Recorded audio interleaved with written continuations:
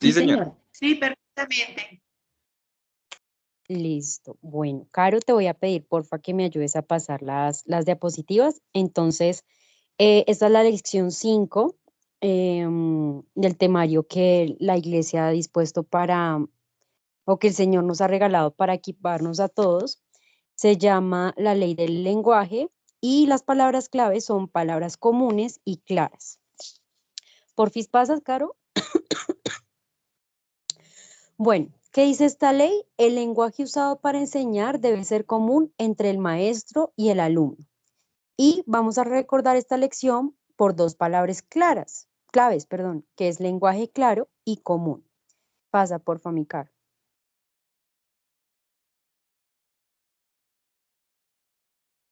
Caro. Bueno. Ahí había un breve repaso, pero entonces si quieres ya Caro nos hizo como el repaso, entonces si quieres lo pasas, por favor.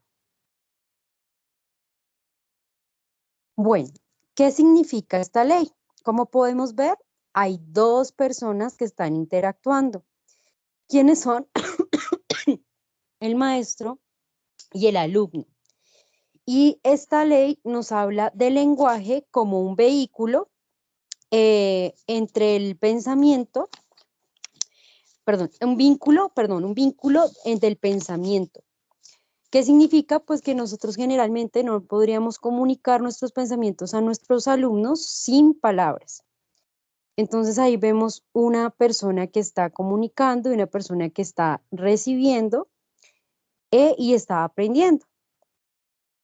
A veces pensamos que de pronto una palabra no puede afectar el entendimiento de nuestros alumnos, pero bueno, la lección pone un ejemplo acerca de un estudiante, una clase que estaba aprendiendo acerca de la mayordomía, pero seguramente esta persona era o muy nueva en la fe o no tenía conocimiento acerca de qué era eso.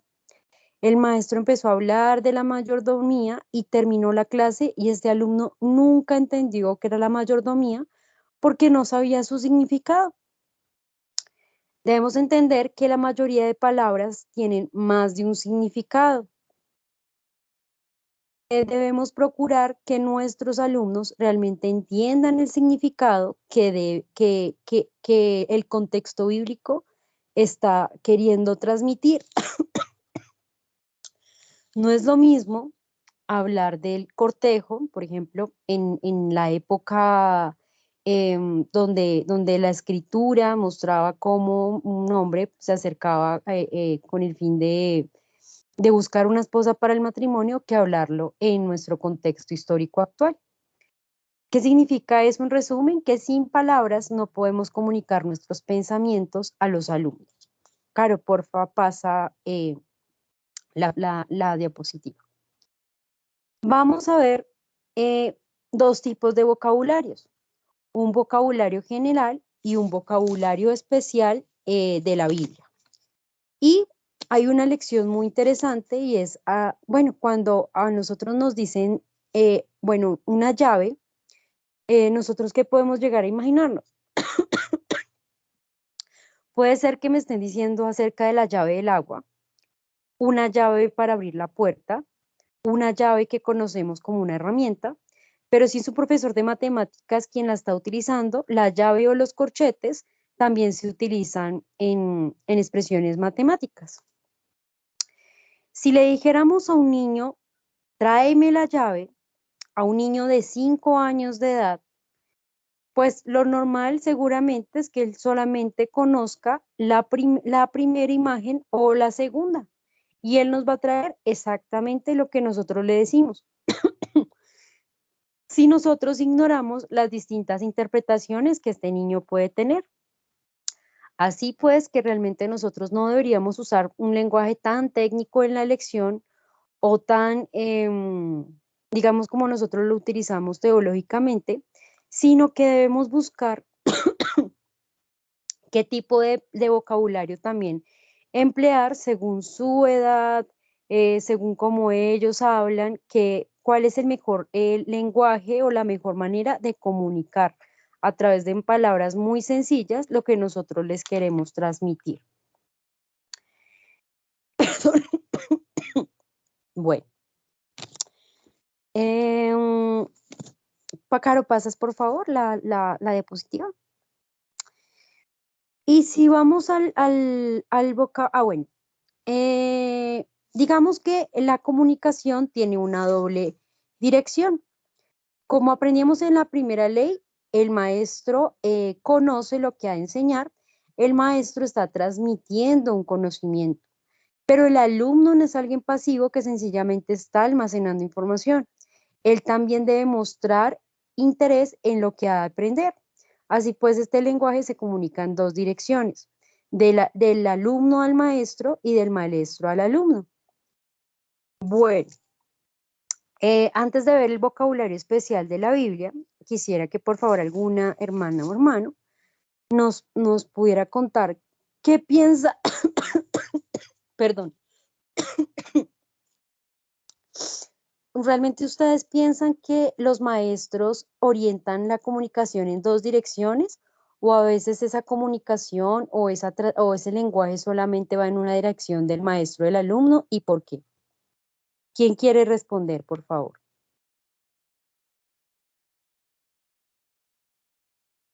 ¿Me puedes explicar un poco más la pregunta cuando te refieres a dos direcciones? Sí, generalmente tú piensas que ese conocimiento solo va del alumno al maestro o va siempre en las dos direcciones. En las dos direcciones es del alumno al maestro y del maestro al alumno, o solamente va una dirección que es del maestro al alumno.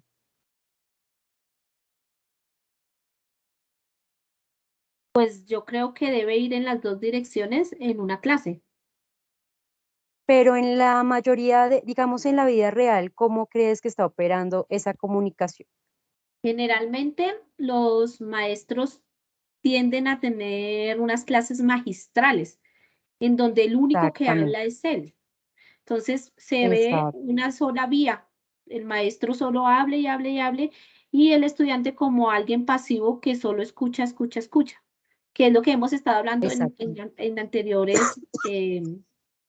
ocasiones y pues Sí. que no debería ser así, ¿cierto? Pero sí se ve generalmente eso. Se vuelve alguien pasivo, como alguien que está ahí recibiendo una cantidad de información, pero realmente no sabemos si el alumno realmente está aprendiendo, ¿no? ¿Por qué crees que el maestro debe estudiar el lenguaje de los alumnos?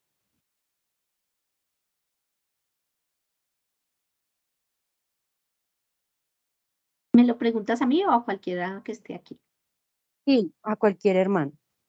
¿Por qué creen ustedes que el maestro debe estudiar el lenguaje de los alumnos?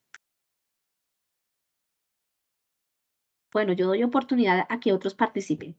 Para que le puedan entender lo que él está tratando de explicarles. Exactamente. Pero, por ejemplo, la lección también da una explicación, un ejemplo muy diciente acerca de esto, y es que un maestro de escuela dominical estaba dando una clase a sus alumnos y ellos decían, vamos a alabar a Dios, vamos a alabar a Dios. Le estaba diciendo eso a niños muy pequeños. Así que ese niño un día, muy curiosamente, le dice al maestro, al Señor no le gustan los niños sucios, ¿cierto? Porque tú siempre dices, vamos a alabar a Dios, vamos a alabar a Dios, vamos a alabar a Dios. O sea, el niño estaba entendiendo el lavar del verbo limpiar y no de la alabanza. Y a veces nosotros como adultos utilizamos, sin darnos cuenta, lenguajes demasiado complejos que un pequeñito, a menos que tenga una figura, él no la va a entender. Entonces realmente también es muy importante ese tipo de contextos. Yo a qué niños les voy a transmitir el conocimiento. A niños de 12 a 15 años, que generalmente son los que yo tengo, a niños entre los 5 a los 10 años, o a los niños de 1 a 3 años, ¿sí? Las mamitas que educan a sus niños. Entonces, es muy importante este lenguaje porque mi tarea fundamental es que después de que yo dé una lección, mi lenguaje sea tan sencillo y tan claro que realmente esa personita a la que yo le estoy transmitiendo lo entienda. Entonces, eso me hace recordar a mi sobrinita. Alguien le estaba diciendo, por favor, cruza el pasador. Ella tiene 4 años apenas. Y ella se turbó porque ella no entendía la instrucción, que por favor obedezcas y cruces el pasador. Así que realmente yo después de ver a mi sobrinita turbada y que ella no, o sea, me di cuenta su carita como de no entiendo qué debo hacer, la cogí de su manito y le dije, mi amor, cuando tu papá te diga, ve y cruzas el pasador, significa esto. E hice con ella el movimiento. Le dije, ahora hazlo tú. Entonces, no sé si podemos notar la diferencia en la instrucción. Digamos que debemos ser tan claros que aun si tenemos pequeñitos, pues podamos ejecutar acciones pequeñas con ellos que realmente les permita tener los conceptos bíblicos en un contexto correcto, que ellos no vayan a entender cómo el lavar, como el alabar, como lavar, como si algo estuviera sucio, porque un pequeñito no tiene la misma comprensión de un niño que ya está más avanzado en edad.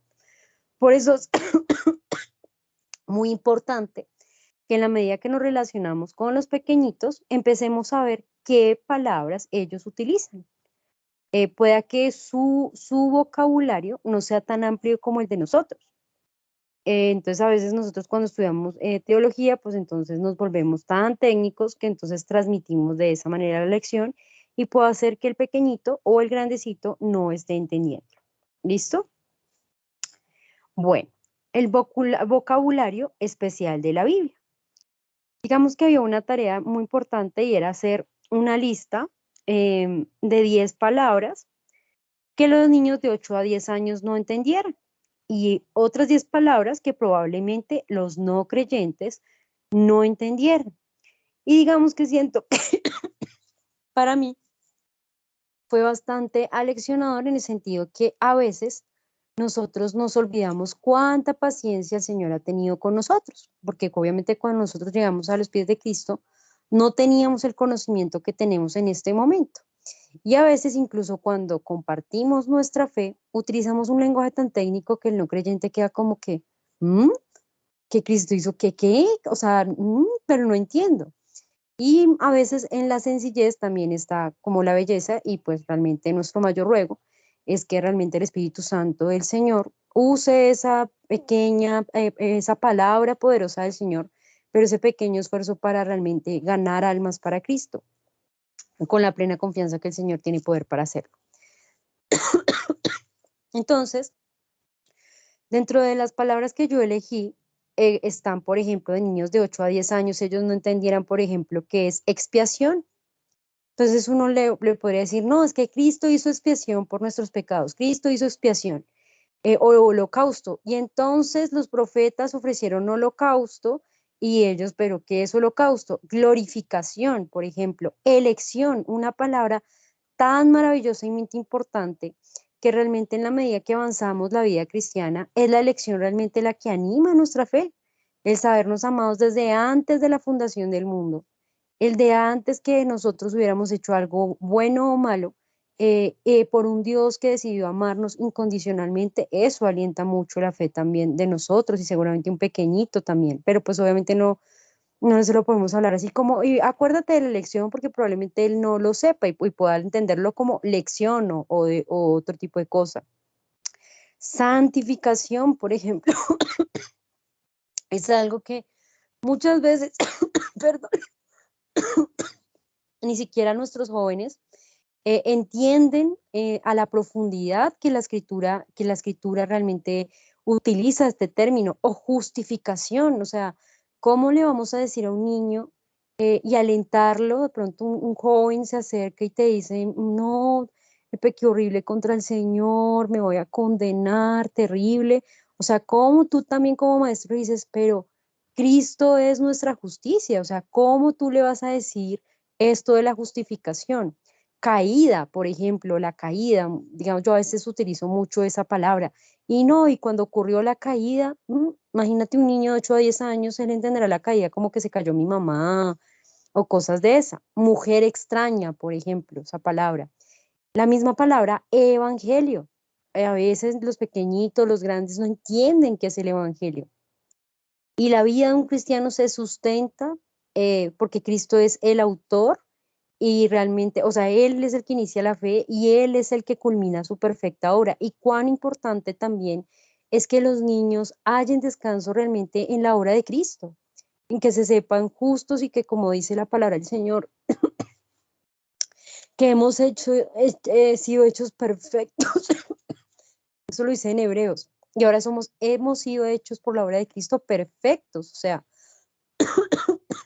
y aunque no queremos pecar contra el Señor y nos duele, cuánto aliento también encontramos en esta palabra, o sea, y ministros, por ejemplo. Entonces hablamos de los ministros del Evangelio y él pueda decir, no, ni idea, es el ministro, pues yo conozco al ministro del Interior, por ahí mi papá dijo algo del ministro de Hacienda, sí, entonces debemos ser muy cuidadosos cuando utilicemos estas palabras. Pero en los no creyentes también hay una suprema confusión, por ejemplo, cuando utilizamos la palabra sacerdocio. La misma palabra hijo de Dios, porque muchas personas no creyentes creen que todo mundo es un hijo de Dios. Pero la escritura dice que solamente aquellos que se arrepienten y creen en Cristo Jesús y en su obra son salvos y son llamados hijos de Dios. Fe, la palabra fe, porque para muchos fe es un pensamiento positivo. La palabra gracia, los no creyentes no entienden esta palabra. La palabra elección, mediación, por ejemplo, un único mediador entre Dios y los hombres y a veces los no creyentes no entienden porque solo Cristo realmente es el mediador. La palabra regeneración, la palabra caída también, cuando les hablamos de la caída, tenemos que decirle, no, es que mira, cuando Adán y Eva pecaron, el orden perfecto y bueno que Dios había establecido en el principio se desordenó porque el pecado trae caos, trae desorden a nuestra vida. Y por eso vemos la sociedad y la humanidad que vemos. Y les podemos predicar del Evangelio, de lo que Cristo ha hecho. Santidad, por ejemplo, ¿sí? También es algo que genera muchas confusiones porque muchos toman la palabra santidad como alguien a quien hay que venerar. Y la misma palabra evangelio, ¿no? Porque para muchos el evangelio es como las cartas. Entonces, el evangelio según San Mateo, el evangelio, pero no entienden que realmente la belleza del evangelio es lo que Cristo, siendo 100% Dios y 100% hombre, ha hecho realmente por nosotros delante de un Dios santo. Entonces, Carito, sigue, por favor.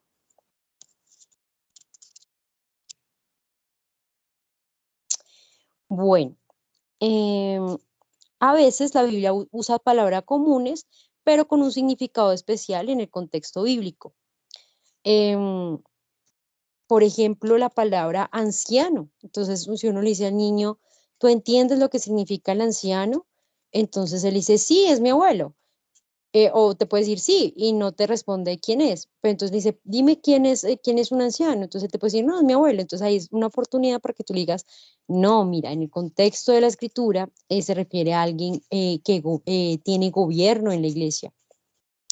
Es alguien que debe conocer la doctrina del Señor, debe conocer la palabra, perdón, la palabra del Señor y debe actuar conforme a lo que la palabra dice.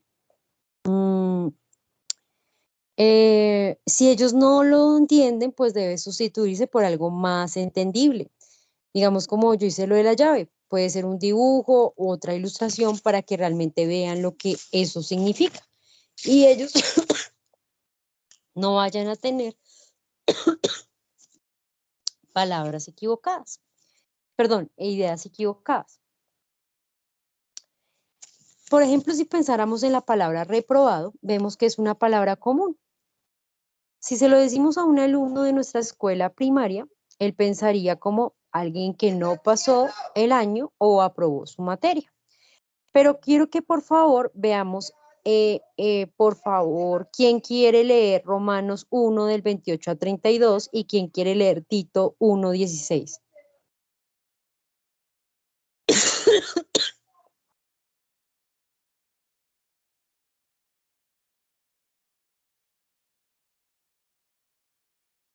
Humanos, ¿qué? Perdóname.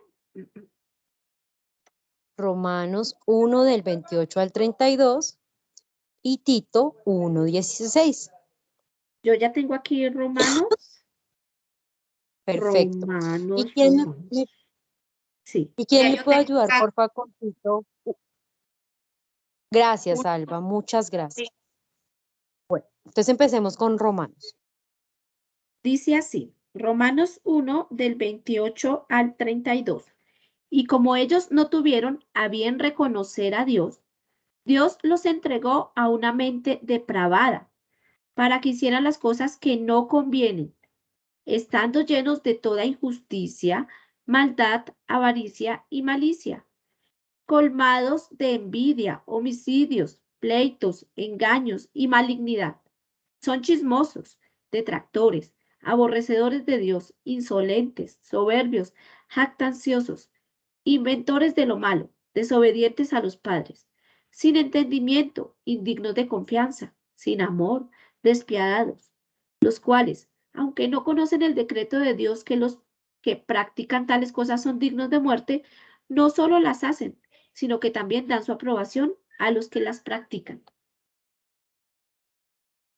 Listo. En ese contexto, la palabra reprobado significa alguien que no, o sea, a quien Dios realmente ya entregó a sus pecados, porque esta persona voluntariamente está viviendo en pecado, sí, ama el pecado y, y realmente es reprobado porque realmente no, o sea, no quiere ni puede obedecer la ley del Señor. ¿Listo? En Tito 1:16, ¿qué dice, por favor? Profesan conocer a Dios, pero con sus hechos lo niegan, siendo abominables y desobedientes e inútiles para cualquier obra buena. Exacto. Bueno, acá la palabra reprobado significa alguien que literalmente perdió el año en cuanto a toda buena obra, porque sabemos que las obras que Dios acepta son las únicas que son hechas en fe en Jesús. Es la única manera, entonces ellos son reprobados. Y aunque dicen, sí, yo amo a Dios, a tu mismo Dios, pues realmente menosprecian o no obedecen, o más bien demuestran su menosprecio a la ley del Señor, pues no sujetándose a ella. ¿Listo? Bueno, vamos a ver la palabra santo, por ejemplo. Para un alumno católico, esta palabra se puede significar alguien a quien adorar u honrar. Pero para un alumno de ambiente evangélico podría ser alguien, o él podría interpretar como alguien que no peca nunca. Entonces es alguien como sin mancha. Y alguien sin ninguna experiencia en la iglesia podría decir, bueno, pues, estos santos son como gente perfecta, que nunca se equivoca. Y muchas veces, en medio de la ignorancia, los incrédulos juzgan duramente a los creyentes porque pues piensan que somos personas que no nos equivocamos, y pues ahí es donde realmente es una gran oportunidad para decirle, ay, mira, realmente doy gloria a Dios porque realmente fue por esto que Cristo murió. Y realmente mi mayor esperanza es que cuando yo voy a comparecer, más bien me voy a presentar ante un Dios santo, delante del cual no puedo mentir ni engañar, mi esperanza está en que Cristo murió en mi lugar y ahora Él es mi perfecta justicia. Qué buena manera de predicar el Evangelio, ¿no? Desde nuestras deficiencias, doblando nuestro orgullo y reconociendo que necesitamos a Cristo. Bueno, yo traje acá un himno de nuestra iglesia que se llama Alma bendice al Señor. Y si ustedes se dan cuenta, pues señalé palabras que pues tal vez pudieran representar algún tipo de confusión para aquellos que no están en la familia de la fe. Entonces está el bendice, uno diría, pero yo cómo puedo bendecir al Señor. Está Gloria, por ejemplo, alguien puede decir, pero Gloria es mi tía. O sea, un niño pequeño lo podría pensar. Arpa y salterio, el salterio era un instrumento de cuerdas que realmente, bueno, en forma de triángulo, que se utiliza para adorar a Dios. Orbes, creo que de todas las palabras es la más extraña, y la misma palabra de Dios en Salmo 92 Y en Jeremías 50:15 nos muestra que esta palabra orbes se refiere a la tierra como tal. Entonces, uno dice, antes de ser engendrados los montes, antes que naciese tierra y orbe, desde siempre hasta siempre tú eres Dios. La diestra, omnipotente y lo que significa pueblo de Dios. Entonces, digamos que allí es muy importante también cuando encontremos palabras de pronto que son muy difíciles de entender, nosotros les podamos explicar. Aun cuando tomamos un himno de la iglesia, puede que nadie en la iglesia, que todos repitamos orbe y obviamente nosotros también debemos enseñar a los niños a cantar con entendimiento.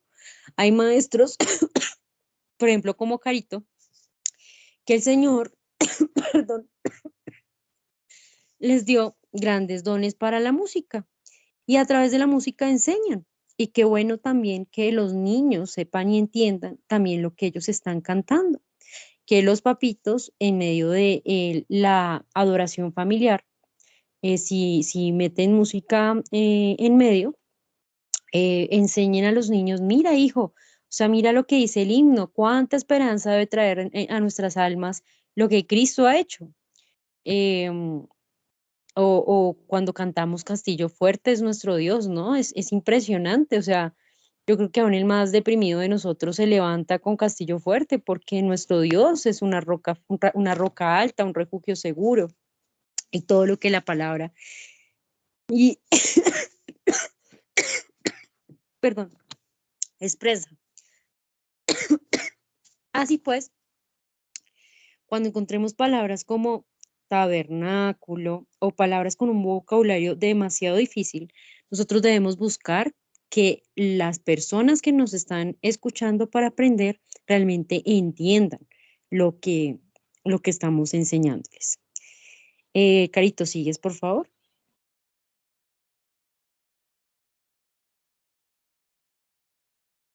Bueno, ¿cómo asegurarse que los alumnos entienden? Entonces hay dos formas. El vehículo principal de toda esa comunicación y de toda esa transferencia de conocimiento de una u otra manera va a ser el lenguaje. Pero nosotros muchas veces, bueno, digamos como me pasó con mi sobrinita, yo al ver que realmente ya no estaba entendiendo, entendí que realmente ya la niña necesitaba que yo la tomara de la mano y que yo hiciera con la acción, o sea, yo misma hiciera la acción de cruzar el pasador para que ella entendiera lo que mi hermano le estaba pidiendo. Que si yo no hubiera hecho eso con Isabelita, pues Isabelita probablemente se hubiera puesto a llorar, hubiera dicho como no entiendo y hubiera estado muy, muy, muy turbada, sin entender la instrucción que su papá le estaba dando.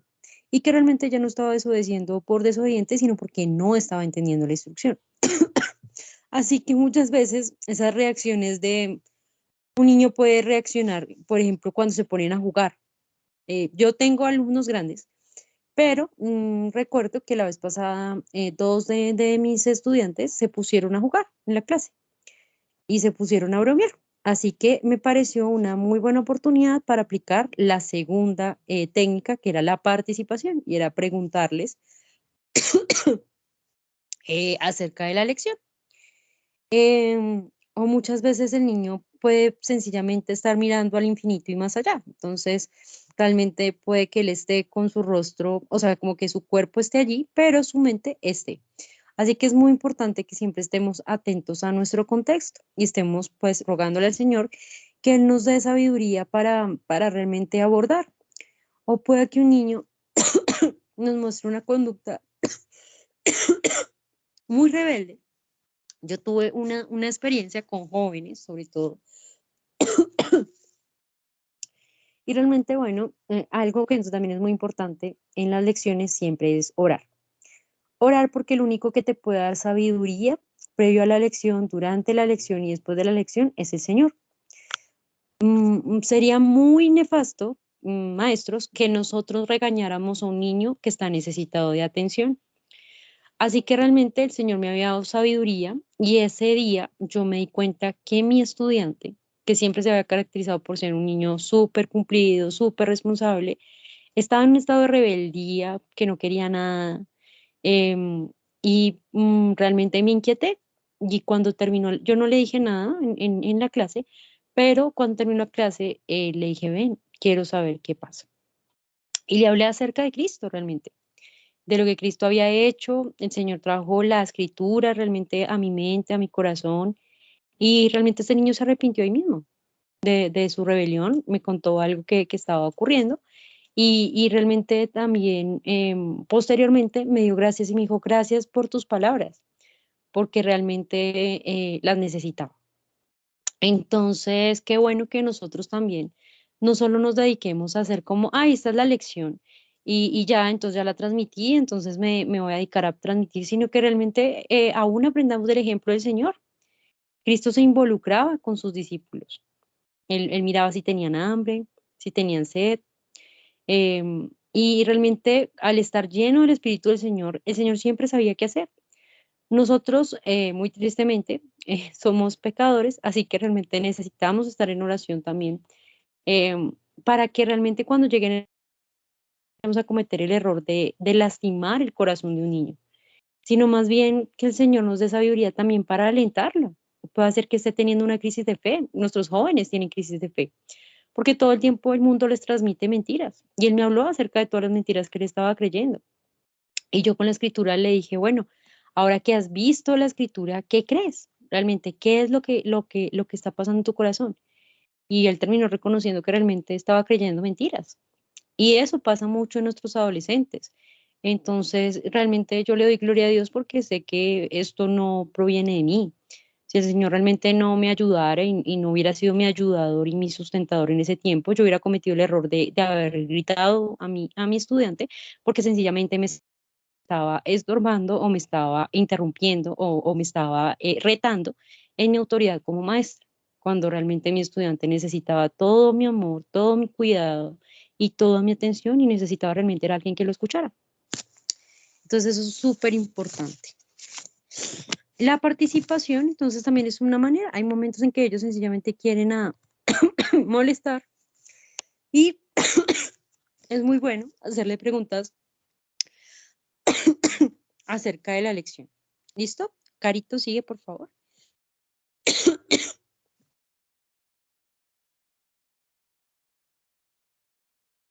Bueno, dentro de las reglas, hay reglas muy importantes y hay que preparar nuestra lección hasta que forma en un lenguaje claro y común.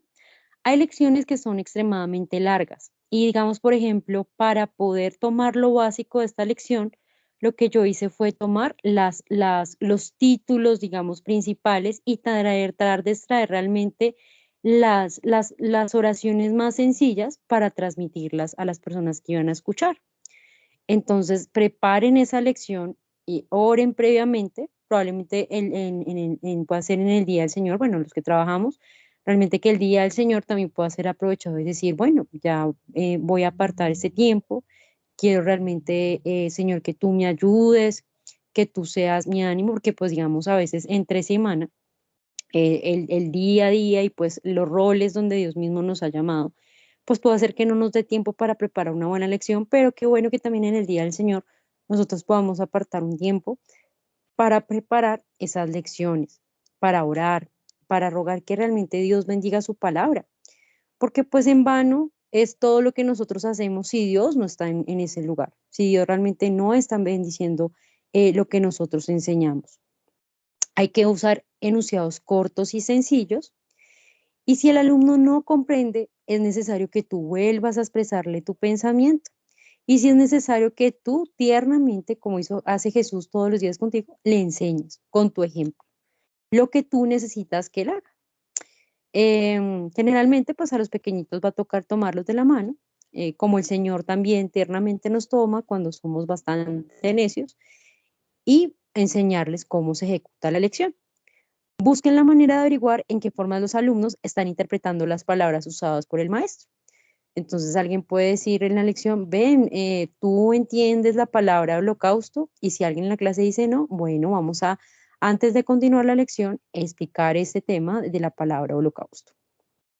Usa ilustraciones para aclarar el significado de las palabras. De la misma manera que yo utilicé varias formas les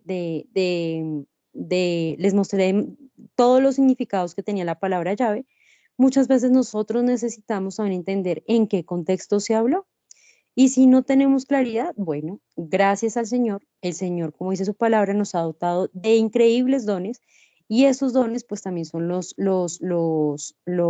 bueno, nuestros pastores, pero también nuestros ancianos, y bueno, digamos las autoridades que haya puesto, una hermana sabia en la fe, si es un tema dirigido a jovencitas, y bueno, el Señor realmente, o un hermano también, que realmente nosotros veamos que este hermano se toma en serio la escritura, está en su vida realmente de devoción con el Señor.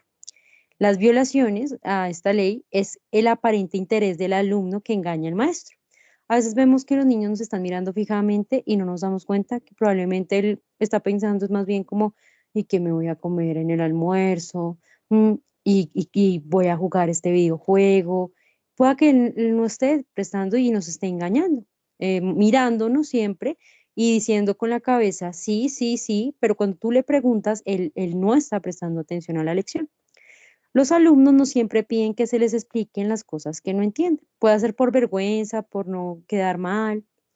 Y debemos entender que aún los mejores maestros algunas veces usan palabras difíciles en la enseñanza. Entonces es como masticar las lecciones, orar al Señor, pedirle, aunque nosotros seamos ejemplo de la lección, porque sería muy triste estar enseñando de la paciencia y ser los primeros en gritar a estos pequeñitos del Señor que son sus discípulos, porque ellos no son nuestros discípulos, ellos son del Señor. Y bueno, esas palabras de Jesús también, que el Señor también nos haga reconsiderarlas, porque el Señor dice que hay de aquellos que se metan con uno de estos mis pequeños, y se está refiriendo tanto a creyentes adultos que han puesto su esperanza en el Señor y que tal vez están siendo duramente tratados, como a estos pequeñitos. Así que el Señor nos conceda gracia y bondad y sabiduría para impartir las lecciones. Y creo que de esta manera ya terminé, Carlos.